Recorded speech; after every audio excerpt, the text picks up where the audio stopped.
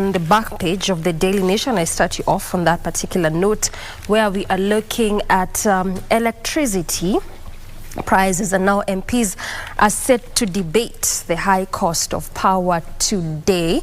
This is actually a motion that was proffered by the Laikipia woman representative, that is Jen Kagiri, and what the woman rep seeks is to stop the Ministry of Energy together with Kenya Power from entering any agreements with IPPs, that is the independent power producers, up until the matter of electricity cost is looked into and hopefully reduced.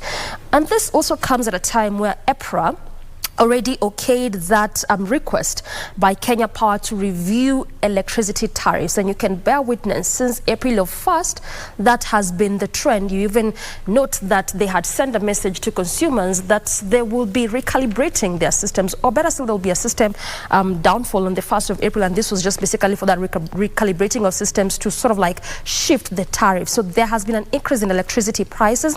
And even as we speak, some 11 IPPs had appeared before the Energy Committee of Parliament, National Assembly to be very specific, to just look into issues of electricity prices, electricity cost, and also explain why this has been on an upward trend. So this matter is set to appear before Parliament, National Assembly today, to discuss the way forward in regards to that. And away from that, top corporates battle for lucrative e-citizen deal. You remember that this has been at the top of this regime's mind in regards to onboarding several government services on the e-citizen platform from about 200, which is what we have, to about 5,000 plus services. And so what this is now, the Interior Ministry has opened the race for open tender for different corporates who will bid for this specific job, and just saying, of course, the highest bidder will be able to get the job. And part of what will be inclusive, aside from just onboarding this 5,000 plus services on the e-citizen platform,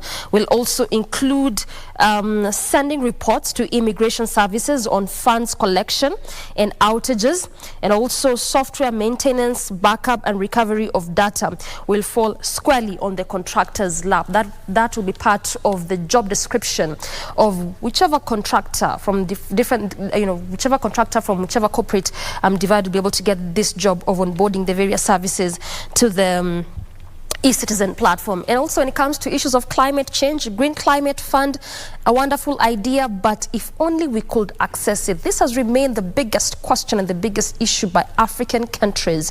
And this is about the Green Climate Fund, which the first world countries had promised to give to African countries, given they're the biggest contributors of these emissions. As Africans, we keep saying, oftentimes you only contribute about 3 to 5% of these emissions, but we bear the biggest burden. Look at what we've been experiencing so far, especially as far as drought is concerned, and this is squarely on the horn of African countries. So they're saying that this is a very good idea. It was such a wonderful idea, but the biggest problem has been the relaying of these funds to the African bloc of the African countries. And also what we know is that what they had pledged is about $80 billion annually. But even as we speak, data and statistics show that not even a quarter of that has been given to the African countries. And this had been the biggest bone of contention and biggest issue when it came to the COP27. That was last year in November. So wait to see how this one will pan out, given that this COP28 is supposed to be taking place in Dubai. Wait to see some of these issues that will be profiled as far as climate issues is concerned, and just what way forward they will chart, especially when it comes to assisting African countries. And also, Kindiki first to face MPs in House chambers today.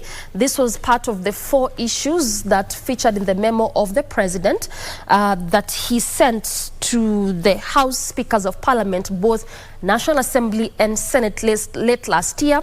That is the Cabinet Secretaries appearing before Parliament, the issue of the 2/3 gender rule, and also entrenching CDF, GAF and Oversight Fund in the Constitution, as well as position of official opposition leader. Out of these 4 key issues, only the CSs is what was passed by the Parliament, and so Interior Cabinet Secretary Kithure Kindiki becomes the first CS this afternoon to answer questions directly from lawmakers, issues that pertain to his ministry. Remember that also this is the ministry that has been really on the forefront, especially when it comes to the issues of banditry attack, and also over time, based on some of those surveys and reports, being touted as one of the best performing ministries. So some of these questions will be, of course, put to to him, and also charting the way forward as far as issues of banditry attack in the north is concerned. And lastly, just before I toss it over to Ram, coming to the front page of the Daily Nation, Ruto rules for talks with Raila, and as it has been mentioned,